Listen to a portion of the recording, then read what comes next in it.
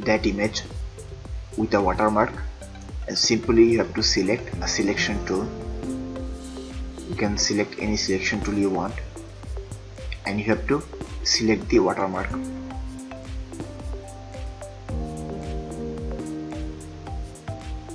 And make sure your layer is locked, and you have to press delete on your keyboard.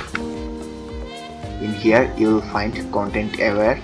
You have to click on OK.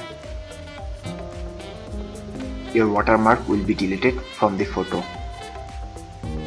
So if an image has like very watermark which are like in the middle of the image, or which is like very profound, then you have to like take time and select all those like selection accurately, and like you have to spend a lot of time and like keep selecting those watermark parts of watermark, and you have to just press delete and make and click on content aware and click on OK.